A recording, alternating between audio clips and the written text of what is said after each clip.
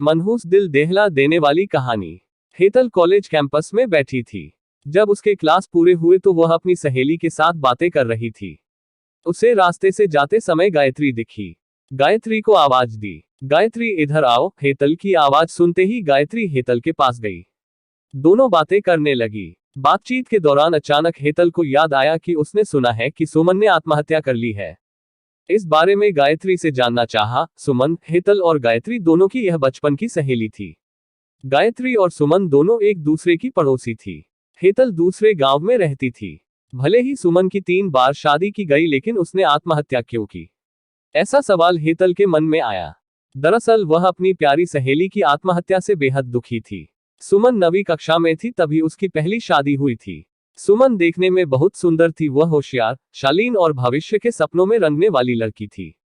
उसने अपने जीवन में कई सपनों को चित्रित किया था, पर घर के लोगों ने उसकी जबरदस्ती से शादी करवा दी। हेतल के पास इतने सारे सवाल थे कि वह नहीं जानती थी कि गायत्री से कैसे पूछूं, लेकिन हर बात की सच्चाई जानना चाहती थी। और आखिर में गायत्री से पूछा कि सुमन ने आत्महत्या क्यों की। एक क्षण के लिए गायत्री चुप हो गई। जल्दी से उसके मुंह से शब्द नहीं निकल रहे थे। उसने गहरी सांस ली और बोलना शुरू किया। 3 साल पहले सुमन की शादी अबीर नाम के शख्स से हुई थी। वास्तव में उसकी बहुत अच्छी गृहस्थी चल रही थी। दोनों एक दूसरे से प्यार करने लगे थे।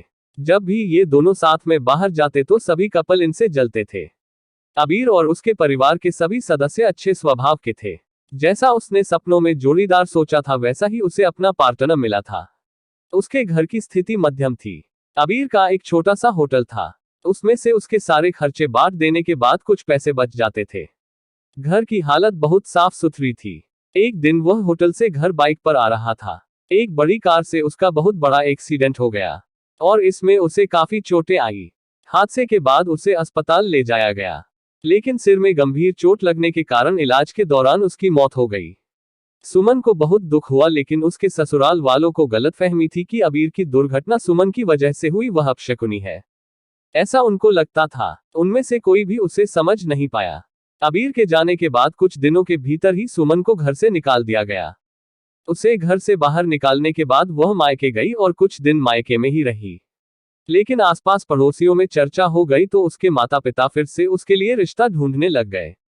जब वह बाहर निकलती थी तो लोग हमेशा उसे ताने मारते थे। इस वजह से सभी बहुत परेशान हुए। ऐसे में उन्होंने जल्दी जल्दी में अमोल से शादी करवा दी। अमोल बहुत बुरा आदमी था। दारू पीता था, कुछ काम धंधा नहीं करता, चोरी करता, मारपीट करता, उसका रोजाना यही काम था। इस सब से सुमन को बहुत दुख होता था, पर वह कुछ नहीं कर सकती थी।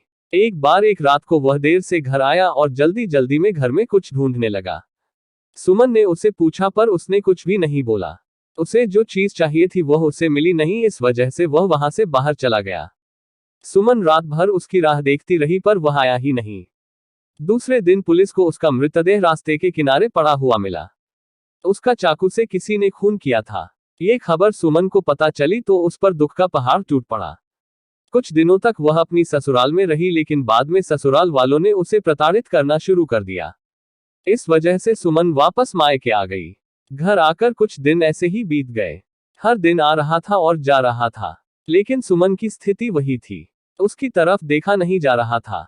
उसका परिवार उसकी स्थिति को सहन नहीं कर सके, इसलिए उन्होंने उसकी वापस शादी करने का फैसला किया। उसके लिए रिश्ता ढूंढने लगे। उनके रिश्तेदारों में गौतम नाम का लड़का था। उसकी पहले से ही एक बार शादी हो चुकी थी और गौतम से सुमन की शादी करवा दी। सुमन बहुत खुश थी। शादी हुई और कुछ महीनों बाद उसे मालूम हुआ कि गौतम को कैंसर है, ब्लड कैंसर। इस बात का पता चलते ही उसके हंसते हुए चेहरे पर फिर से दुखी हो गया, लेकिन उसने हिम्मत से इन सब का सामना करने का फैसला किया। 5 महीने तक अपने पति की सेवा की, लेकिन आखिरकार 5 महीने बाद उसके पति की मौत हो गई। इस दुख से बहुत तंग आ चुकी थी। कुछ दिन बीत गए, लेकिन बाद में ससुराल वालों ने उसकी जिम्मेदारी लेने से इनकार कर दिया। उसे घर से निकाल दिया। उसके बाद वह फिर मायके चली गई, लेकिन उसके माता पिता, उसके भाई भाभी ने भी उसे घर में आने नहीं दिया। सभी तरफ से रास्ते बंद हो चुके थे उसके लिए। उसे उम्मीद की कोई किरण नजर नहीं आ रही थी। अंत में उसने खुद को खत्म करने का फैसला किया, उसका जीवन समाप्त कर दिया। सुमन की यह कहानी सुनकर हेतल की आंखें आंसुओं से भरकर बह रही थी। पूरा दिन वह सुमन के बारे में सोचती रही। क्या इन तीनों घटनाओं में बेचारी सुमन का कोई भी दोष था? क्या उसके माँ बाप को सिर्फ उसकी शादी कर उसे हर बार किसी के पास भेज देना सही था? वो उसे अपने पैरों पर खड़ा करने की कोशिश भी कर सकते थे। सच कहो तो हेतल की जान उसकी बदनसीबी ने नहीं, उसके परिवार की, उसके आसपास के लोगों को छोटी सोचने ली है। वो बेचारी मनहूस नहीं, बदनसीब थी, क्योंकि उसके आसपास ऐसी सोच रखने वाले लोग थे। आपको ये कहानी कैसी लगी नीचे कमेंट करके हमें जरूर बताइएगा।